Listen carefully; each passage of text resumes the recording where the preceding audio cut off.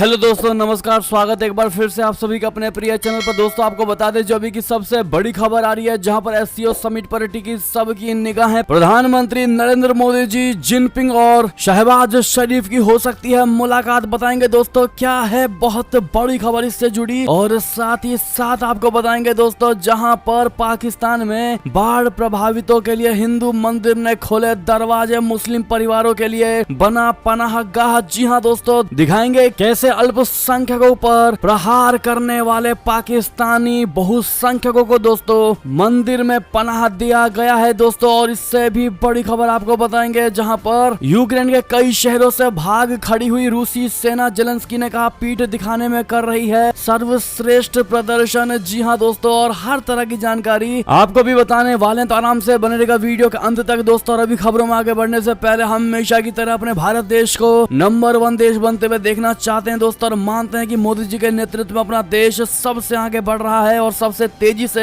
बढ़ रहा है। तो इस वीडियो को भी कर दीजिए लाइक, चैनल को कर दीजिए सब्सक्राइब, बेल आइकन दबाइए, साथ ही कमेंट बॉक्स में लिख दीजिएगा जय हिंद। जी हाँ दोस्तों, बात करते हैं पहली और सबसे बड़ी खबर की, जहां पर एससीओ समिट पर टिकी सबकी निगाहें शी जिनपिंग या शहबाज शरीफ से क्या मिलेंगे प्रधानमंत्री मोदी जी। एससीओ सम्मेलन में होगा आमना सामना, बहुत बड़ी खबर। प्रधानमंत्री नरेंद्र मोदी जी 15 से 16 सितंबर को शंघाई सहयोग संगठन के शिखर सम्मेलन में शामिल होने के लिए उज्बेकिस्तान की यात्रा करेंगे दोस्तों। सम्मेलन के दौरान नेताओं के पिछले 2 दशकों में समूह की गतिविधियों की समीक्षा करने और बहुपक्षीय सहयोग की संभावनाओं पर चर्चा करने की उम्मीद है। विदेश मंत्रालय द्वारा जारी एक बयान के अनुसार शिखर सम्मेलन में एससीओ सदस्य देशों के नेता, पर्यवेक्षक देशों, एससीओ के महासचिव, एससीओ क्षेत्रीय आतंकवाद रोधी संरचना के कार्यकारी निदेशक, तुर्कमेनिस्तान के राष्ट्रपति और अन्य आमंत्रित अतिथि शामिल होंगे। जी हाँ दोस्तों, प्रधानमंत्री के शिखर सम्मेलन से इतर कुछ द्विपक्षीय बैठकें करने की भी संभावना है, और इस संगठन में 8 देश शामिल हैं। ये देश है भारत, चीन, Kazakhstan, Kyrgyzstan, Russia, Pakistan, Uzbekistan और तजाकिस्तान। जी हाँ, 2019 में ब्राजील में ब्रिक्स सम्मेलन के दौरान प्रधानमंत्री मोदी जी और शी जिनपिंग की मुलाकात हुई थी। हालांकि 2020 में सीमा पर तनाव बढ़ गया और इसके बाद दोनों नेताओं में कोई मुलाकात नहीं हुई। इस बार भी अब तक द्विपक्षीय बैठक के बारे में कोई आधिकारिक बात नहीं कही गई है। जी हाँ दोस्तों, हाल ही में यह खबर आई है कि गोगरा हॉट स्प्रिंग के पेट्रोलिंग पॉइंट 15 से दोनों देशों ने अपनी अपनी सेनाओं को पीछे हटाना शुरू कर दिया है। 16 दौर की सैन्य वार्ता के बाद ये सहमति बनी है। हालांकि इसका मतलब ये कतई नहीं है दोस्तों कि एलओसी पर सब कुछ ठीक है। जानकार इतना अंदाजा जरूर लगाते हैं कि एससीओ सम्मेलन से बनी सहमति इस ओर इशारा करती है कि दोनों नेता मिल सकते हैं। इसकी कोई आधिकारिक पुष्टि नहीं की गई है। जी हाँ दोस्तों, ये तो रही चीन की बात। आपको बता दें शहबाज शरीफ भी वहां पहुंचेंगे दोस्तों, और प्रधानमंत्री बनने के बाद शहबाज शरीफ और पीएम मोदी जी के बीच कोई मुलाकात अब तक नहीं हुई है। और अब एससीओ सम्मेलन में कोई द्विपक्षीय वार्ता होगी या नहीं ये भी स्पष्ट नहीं है, क्योंकि शनिवार तक भारत और पाकिस्तान के बीच कोई आधिकारिक वार्ता नहीं हुई है। पाकिस्तान इन दिनों बाढ़ और आर्थिक संकट से जूझ रहा है। ऐसे में आते जाते प्रधानमंत्री शहबाज शरीफ को हिम्मत जरूर दे सकते हैं। जी हाँ दोस्तों, ऐसे में इस खबर से दोस्तों साफ झलकता है कि चीन को पता है दोस्तों कि एससीओ की समिट में प्रधानमंत्री मोदी जी भी आने वाले हैं, और चीन कोई ना कोई भारत के साथ व्यापार की डील अवश्य करेगा दोस्तों। लेकिन ये डील तभी संभव हो पाएगा जब भारत को हम ये जता देंगे कि हम बॉर्डर पर किसी भी प्रकार का कोई तनाव पैदा नहीं करेंगे। और ऐसे में दोस्तों शायद यही सबसे बड़ा कारण है कि चीन ने अपने सेनाओं को पीछे हटने का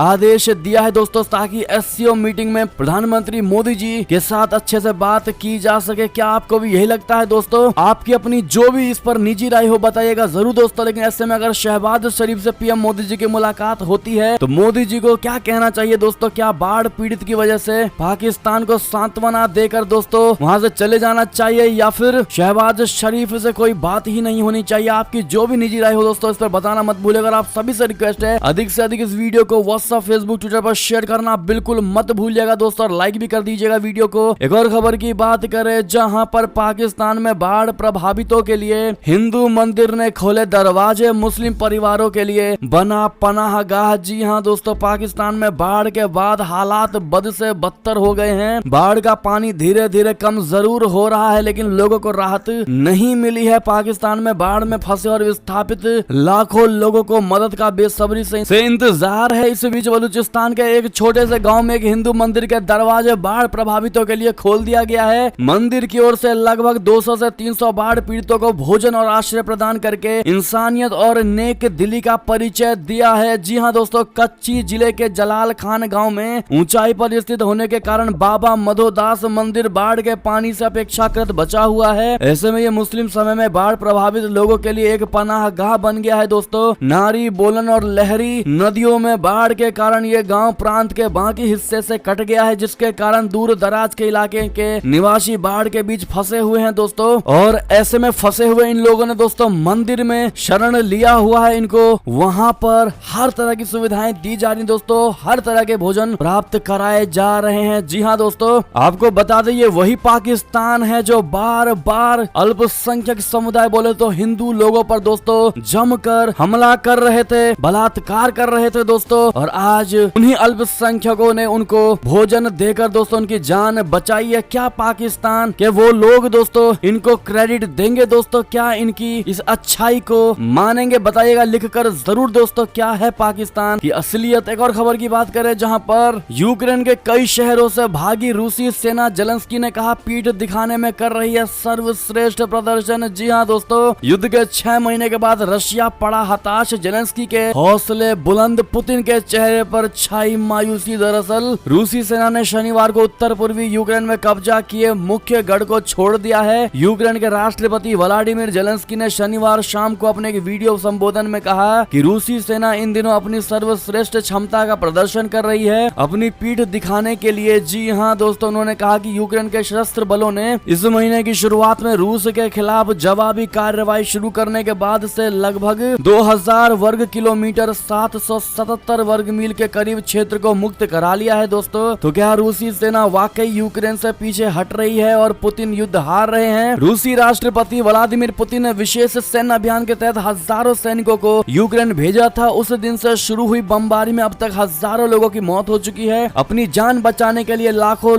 यूक्रेनी यूक्रेन छोड़कर दूसरे देशों में पलायन कर चुके हैं दोस्तों। लेकिन अब के हालातों की बात करें तो अपने मकसद में अभी तक कामयाब नहीं हो पाया है रशिया दोस्तों। और अब रूसी सैनिक इस युद्ध से तंग आकर के दोस्तों यूक्रेन छोड़कर वापस रशिया की ओर मुड़ चले हैं। ऐसे में क्या लगता है दोस्तों आपको, क्या राष्ट्रपति पुतिन के हौसले पस्त हो चुके हैं दोस्तों, या फिर रशिया की सेना दोस्तों इस छुटमुट लड़ाई से युद्ध से हार चुकी है? बताइएगा जरूर दोस्तों, थक चुकी है क्या? चलते हैं और खबर की ओर, जहां भारतीय सेना के इंजीनियर्स ने सिंधु नदी पर पल भर में बना दिया ब्रिज। जी हाँ दोस्तों, भारतीय सेना का बहुत बड़े कारनामे से जुड़ी खबर है दोस्तों। भारतीय सेना दिन ब दिन खुद को अपग्रेड करने में जुटी हुई है, खुद को ऑटोमेटिक हथियारों से लैस कर रही है और समय समय पर अपने कारनामों से विरोधियों को आगाह भी करती रहती है। भारतीय सेना के कोर ऑफ इंजीनियर्स ने लद्दाख सेक्टर में सिंधु नदी पर मात्र कुछ घंटे के भीतर ही पुल बनाकर तैयार कर दिया और इस पुल को फ्लोटिंग पुल कहा जाता है दोस्तों। सेना की ओर से सिंधु नदी पर बनाए गए अस्थायी पुल का एक वीडियो भी सामने आया है। वीडियो में दिख रहा है कि कई गाड़ियों पर पुल के सामान लदे हुए हैं, एक एक करके गाड़ियां नदी में हिलती हैं और सामान गिरती हैं। ये स्थायी पुल एक तरह से ऑटोमेटिक होता है दोस्तों, पानी में गिराए जाने के बाद वो अपने आप खुल जाता है। इसके बाद एक एक करके सभी को जोड़ दिया जाता है। देखते ही देखते पल भर में पुल तैयार हो जाता है और उस पर सेना के वाहनों की आवाजाही भी शुरू हो गई। जी हाँ दोस्तों, ऐसे में अपने भारतीय सेनाओं के इस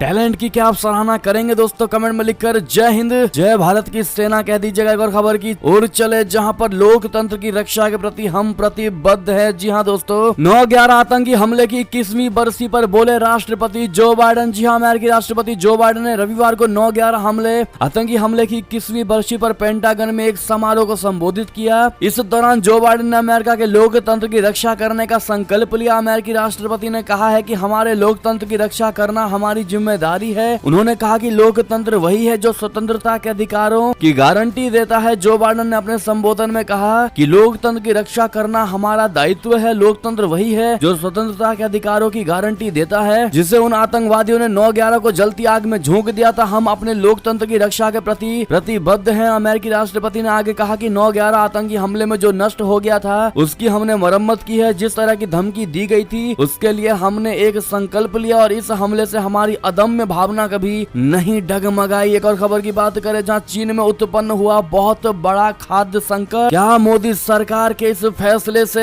हुआ चीन का ये हाल। जी हाँ दोस्तों, भारत ने टूटे चावल के निर्यात पर तत्काल पाबंदी लगाने की घोषणा कर दी है और मोदी सरकार का ये फैसला तत्काल प्रभाव से लागू हो गया है, जिसके बाद चीन में खाद्य संकट पैदा हो गया है। चीन ने संकट से बचने के लिए खाद्यान्न आपूर्ति श्रृंखला को काफी तेज कर दिया है, क्योंकि उसे डर है कि वो बहुत बड़े खाद्य संकट में फंस सकता है। भारतीय टूटे चावल का सबसे बड़ा खरीदार चीन है और चावल निर्यात पर पाबंदी लगाने का सीधा असर उसी पर हो रहा है। मोदी सरकार के इस फैसले के मुताबिक भारत ने सफेद और भूरे चावल के निर्यात पर 20% शुल्क भी लगा दिया है, जिसका असर भारत के कुल चावल निर्यात के 60% हिस्से पर पड़ेगा। हालांकि उबले चावल और बासमती चावल पर कोई प्रतिबंध नहीं लगाया गया है। जी हाँ दोस्तों, क्या भारत की मोदी सरकार का ही ये फैसला दोस्तों चीन के खाद्य संकट का जिम्मेदार है? दोस्तों लिख कर अवश्य बताइएगा, और अगर ऐसा है तो कहीं ना कहीं चीन को फर्क तो जरूर पड़ रहा है दोस्तों भारत से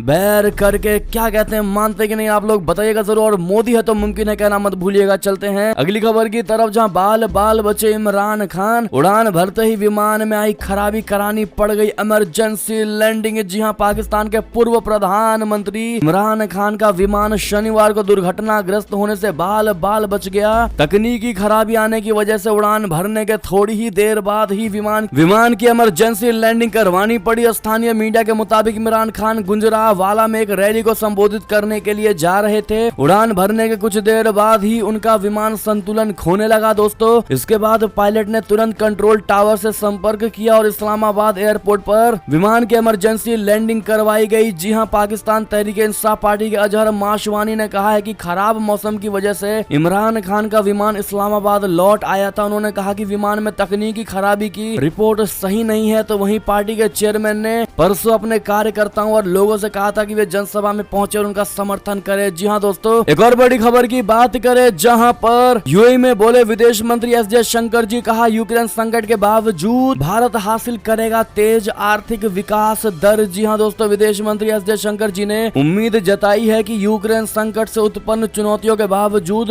भारत कम से कम 7% की आर्थिक वृद्धि दर के साथ इस वर्ष दुनिया की सबसे तेजी से बढ़ती प्रमुख अर्थव्यवस्था होगी। उन्होंने कहा कि भारत ने अपनी अर्थव्यवस्था को विकसित करने और उच्च आय वाले देश के रूप में उभरने के लिए ठोस प्रयास किए हैं। तो वहीं जयशंकर जी सऊदी अरब के साथ भारत के संबंधों को और मजबूत करने के तरीकों पर चर्चा करने के लिए 3 दिवसीय यात्रा पर शनिवार को यहां पहुंचे। विदेश मंत्री जी के रूप में ये सऊदी अरब की उनकी पहली यात्रा है। जी हां दोस्तों, साथ ही साथ आपको बता दें, सऊदी अरब पहुंचे विदेश मंत्री जी ने GCC के साथ MOU पर भी किया हस्ताक्षर। जी हां दोस्तों, विदेश मंत्री जयशंकर जी ने खाड़ी सहयोग परिषद बोले तो GCC के महासचिव नायफ फलाह मुबारक अल हजरफ के साथ सार्थक बैठक की। इस दौरान दोनों नेताओं ने भारत और 6 देशों के क्षेत्रीय संगठन बोले तो GCC के बीच परामर्श तंत्र को लेकर एक समझौता ज्ञापन यानी MOU पर हस्ताक्षर किए। जयशंकर जी भारत और सऊदी अरब के बीच संबंधों को और मजबूत करने के तरीकों पर चर्चा करने के लिए शनिवार को ही 3 दिवसीय यात्रा पर सऊदी अरब पहुंच चुके हैं। जी हां दोस्तों, बात करें अगली खबर की, जहां पर चीन ने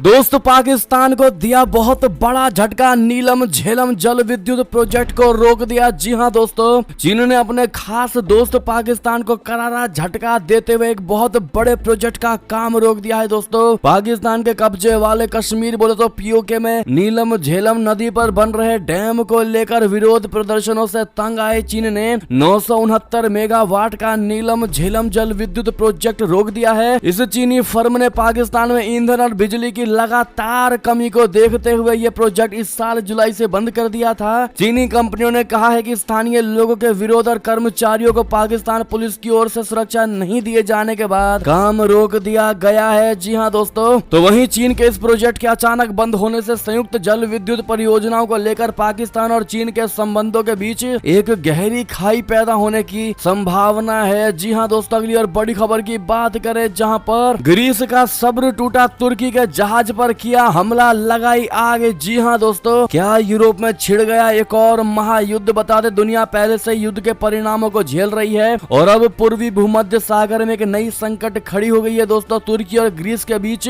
तनाव इस कदर बढ़ गया है कि दोनों एक दूसरे को खुली धमकी दे रहे हैं। इस बीच ग्रीक तटरक्षक जहाजों ने एजियन सागर में एक मालवाहक जहाज में आग लगा दिया है। तुर्की तटरक्षकों का कहना है कि ये जहाज अंतरराष्ट्रीय सीमा में नौकायन कर रहा था। जी हां दोस्तों, तुर्की तटरक्षक दल द्वारा जारी बयान में कहा गया है कि शनिवार को बोजकाड़ा के तुर्की द्वीप के दक्षिण पश्चिम में 11 समुद्री मील की दूरी पर 2 ग्रीक तटरक्षक जहाजों ने फायरिंग की और एक मालवाहक जहाज में आग लगा दिया। जी हां, इस दौरान किसी के हताहत होने की कोई खबर नहीं है दोस्तों। फिलहाल अब ये माना जा रहा है कि क्या यूरोप में छिड़ गया है महायुद्ध। अगली खबर की बात करें, जहां अपाचे में उड़ान भर जाना युद्धक हेलीकॉप्टर की ताकत। जी हां दोस्तों, LAC पर ऑपरेशनल तैयारियों को भी अब बता दें, लद्दाख में ऑपरेशनल तैयारियों जांचने पहुंचे सेना अध्यक्ष जनरल मनोज पांडे जी ने दौरे के दूसरे दिन रविवार को युद्धक बोले तो अटैक हेलीकॉप्टर अपाचे में उड़ान भर दी और उड़ान के दौरान वायुसेना की ओर से सेना प्रमुख को अपाचे की युद्धक क्षमता और खूबियों की जानकारी दी गई। तो वहीं सेना प्रमुख ने उत्तरी कमान की फायर एंड फ्यूरी कोर मुख्यालय का भी दौरा किया। इस दौरान कोर कमांडर आनंद सेन गुप्ता समेत अन्य अफसरों ने सेना प्रमुख को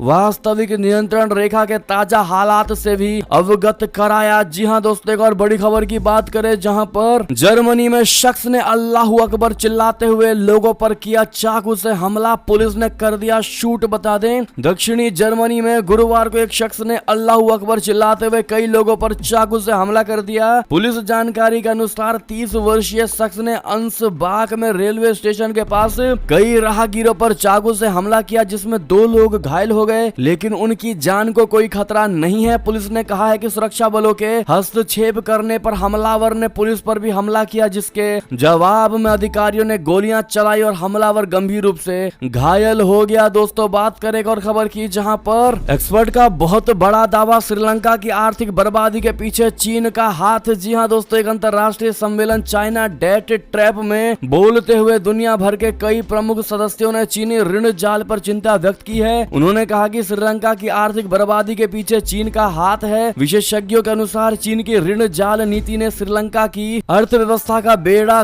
गर्क कर दिया है, क्योंकि दक्षिण एशियाई देश में बीजिंग की बेल्ट एंड रोड इनिशिएटिव परियोजनाओं के कारण कोलंबो को दिवालिया घोषित कर दिया गया था। विशेषज्ञों के अनुसार चीन की ऋण जाल कूटनीति ने श्रीलंका सहित कई दक्षिण एशियाई देशों के मौलिक और मानवाधिकारों को गंभीर रूप से प्रभावित किया है। जी हाँ दोस्तों, आप मानते हैं कि नहीं, इस खबर को बताइएगा जरूर, क्योंकि चीन ने दोस्तों जिस भी देश पर अपना हाथ रखा है उसे बर्बाद करके ही छोड़ा है। जी हाँ दोस्तों, एक और खबर की बात करें, जहां 4 दिन जनता दर्शन। जी हाँ, शाही प्रोटोकॉल, यह है महारानी के अंतिम संस्कार का कार्यक्रम। बता दें, ब्रिटेन की महारानी एलिजाबेथ द्वितीय का निधन 8 सितंबर को हो गया था। महारानी के निधन पर दुनिया भर के नेताओं ने शोक संवेदनाएं व्यक्त की थी। महारानी का अंतिम संस्कार राजकीय सम्मान के साथ सोमवार 19 सितंबर को वेस्टमिंस्टर एब्बे में होगा। अंतिम संस्कार से पहले महारानी का शरीर 4 दिनों के लिए वेस्टमिंस्टर हॉल में रखा जाएगा, ताकि लोग उनके अंतिम दर्शन करके उन्हें श्रद्धांजलि दे सके। अगली खबर की बात करें, जहां पर दोस्तों दुबई भागना चाहता था मूसेवाला का हत्यारा, सलमान खान के मर्डर का भी था प्लान। जी हाँ दोस्तों, बहुत सारे राज निकल कर सामने आए हैं। बता दें, पंजाब के पुलिस महानिदेशक यानी DGP गौरव यादव ने रविवार को कहा है कि सिद्धू मूसेवाला हत्याकांड में शामिल छठे शूटर दीपक मुंडी ने फर्जी पासपोर्ट की मदद से भारत से दुबई भागने की योजना बनाई थी। DGP ने यह भी कहा है कि मुंडी के सहयोगी कपिल पंडित ने बॉलीवुड अभिनेता सलमान खान को मारने की रणनीति तैयार करने के लिए गैंगस्टर लॉरेंस बिश्नोई के इशारे पर भी अभिनेता की टोह ली थी। जी हाँ दोस्तों, पंजाबी गायक मूसेवाला की हत्या के 3 महीने बाद छठे शूटर मुंडी और उसके 2 साथियों को शनिवार को पश्चिम बंगाल के दार्जिलिंग जिले के खारीबाड़ी पुलिस थाना क्षेत्र में भारत नेपाल सीमा चौकी से गिरफ्तार किया गया था। यह दिल्ली पुलिस और केंद्रीय एजेंसियों का संयुक्त अभियान था। दिल्ली पुलिस ने इससे पहले 3 शूटरों को गिरफ्तार किया था, जबकि पंजाब पुलिस ने मुठभेड़ में 2 अन्य को मार गिराया गया था। दोस्तों, एक और खबर की बात करें, जहां पर अब नहीं लागू हो पाएगा आर्टिकल 370, चुनावी फायदे के लिए झूठे वादे नहीं करूंगा। जी हाँ दोस्तों, गुलाम नबी आजाद की कश्मीर के जनता से बहुत बड़ा ऐलान। जी हाँ दोस्तों, कांग्रेसी छोड़कर नई पार्टी बनाने का ऐलान करने वाले वरिष्ठ नेता गुलाम नबी आजाद ने रविवार को एक रैली के दौरान स्पष्ट कह दिया है कि अब जम्मू कश्मीर में अनुच्छेद 370 बहाल होने के सपने ना देखे, क्योंकि उन्होंने कहा कि मैं कश्मीरियों को झूठे सपने नहीं दिखाना चाहता, क्योंकि इसके लिए संसद में 2/3 बहुमत की जरूरत होगी। आजाद कांग्रेस छोड़ने के बाद कश्मीर में अपनी पहली जनसभा को संबोधित कर रहे थे। जी हाँ दोस्तों, उन्होंने कहा कि आजाद को पता है कि क्या किया जा सकता है और क्या नहीं किया जा सकता। मैं या कांग्रेस पार्टी या फिर अन्य 3 क्षेत्रीय दल आपको आर्टिकल 370 वापस नहीं दिला सकते, ना तो टीएमसी चीफ ममता बनर्जी, ना ही डीएमके और ना ही शरद पवार कोई आर्टिकल 370 फिर से नहीं लागू करवा सकता और जम्मू कश्मीर को विशेष राज्य का दर्जा नहीं दिलवा सकता। उन्होंने कहा ऐसी बातों को लेकर हमें नारेबाजी करने की जरूरत नहीं है जो कि हम कर नहीं सकते। जी हाँ दोस्तों, आजाद ने कहा कि कुछ लोग कहते हैं कि मैं आर्टिकल 370 की बात क्यों नहीं करता। मैं उनका बताना चाहता हूँ कि चुनावी फायदे के लिए आजाद किसी को मूर्ख नहीं बनाता है। आपको बता दें, गुलाम नबी आजाद बारामूला के डाक बंगला में आयोजित एक रैली को संबोधित करते हुए दोस्तों ये बातें इन्होंने कही और जनता के सामने वो हर बात कही है दोस्तों जो वाकई में हो सकता है और जो नहीं हो सकता वो साफ और क्लियर एंड कट इन्होंने कह दिया। ऐसे में दोस्तों क्या आप भी गुलाम नबी आजाद की इन बातों का दिल से समर्थन करेंगे? लिखकर अवश्य बताइएगा दोस्तों, क्योंकि इन्होंने जनता से झूठ नहीं बोला है दोस्तों और बिल्कुल सच्चाई के साथ सारी चीजें प्रकट की हैं। पढ़ते हैं अगली खबर की तरफ, जहां पर पश्चिम बंगाल से बड़ी खबर, कूच बिहार में बीजेपी के विरोध प्रदर्शन के दौरान बहुत बड़ा धमाका, 2 कार्यकर्ता हुए घायल। बता दें पश्चिम बंगाल के कूच बिहार के शीतलकुची में बीजेपी के विरोध प्रदर्शन के दौरान कई देसी बम ब्लास्ट हुए। बीजेपी कार्यकर्ताओं के घायल होने की सूचना है। घायलों को जिला अस्पताल में भर्ती कराया गया है। स्थिति अब सामान्य हो रही है दोस्तों। ईडी और सीबीआई ने हाल ही में की गई छापेमारी के संबंध में भाजपा कार्यकर्ताओं ने विरोध प्रदर्शन किया था। भाजपा और पश्चिम बंगाल की सत्तारूढ़ पार्टी तृणमूल कांग्रेस ने एक दूसरे पर आरोप लगाए हैं। तृणमूल ने भाजपा के आरोपों का खंडन किया है। जी हाँ दोस्तों, भाजपा जिला अध्यक्ष सुकुमार रॉय ने बताया कि हमने कूच बिहार के शीतलकुची इलाके में विशाल विरोध रैली की। कथित रूप से विभिन्न घोटालों में शामिल टीएमसी नेताओं की गिरफ्तारी की मांग की। रैली के दौरान टीएमसी कार्यकर्ताओं ने पथराव करना शुरू कर दिया, बाद में बम फेंकना भी शुरू कर दिया। इस हमले में 2 भाजपा कार्यकर्ता घायल हो गए थे। जी हाँ दोस्तों, ऐसे में किसकी सबसे बड़ी चाल हो सकती है दोस्तों? अगर आप क्लियर बताना चाहे तो कमेंट में लिखकर जरूर बताइएगा। एक और खबर की बात करें, जहां पर क्या एनसीपी में सब कुछ ठीक है? जी बिल्कुल नहीं। बता दे चाचा शरद पवार के सामने उठकर चल दिए भतीजे अजीत पवार। दिल्ली में पार्टी कार्यक्रम में हुआ बहुत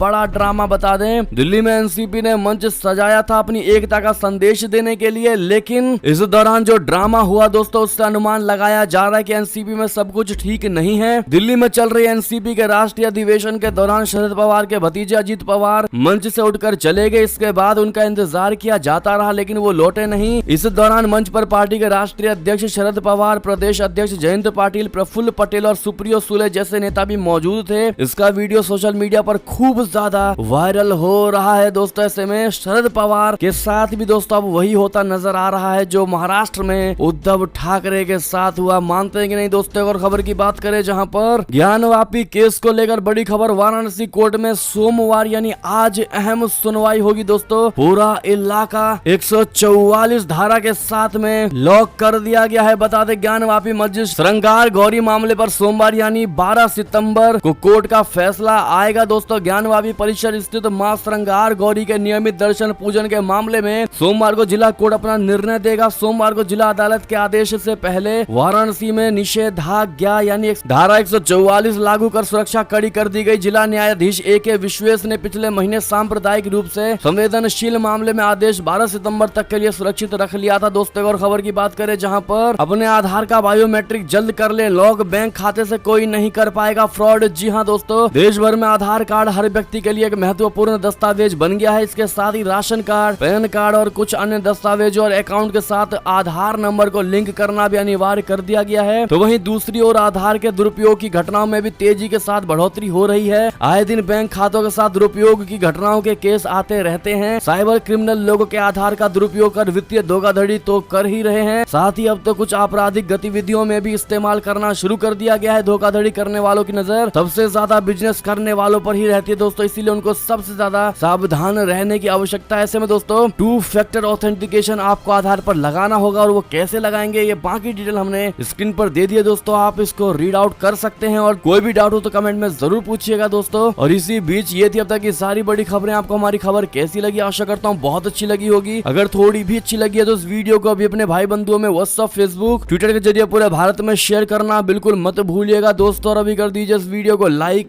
चैनल को कर दीजिए सब्सक्राइब, बेल आइकन दबाइए, साथ ही कमेंट बॉक्स में लिख दीजिएगा जय हिंद जय भारत। तो मिलते हैं दोस्तों आपसे अगली बड़ी खबर में, तब तक के लिए अपना ख्याल रखिए। आप सभी का बहुत बहुत धन्यवाद। जय हिंद जय भारत, जय श्री राम, वंदे मातरम, हर हर महादेव।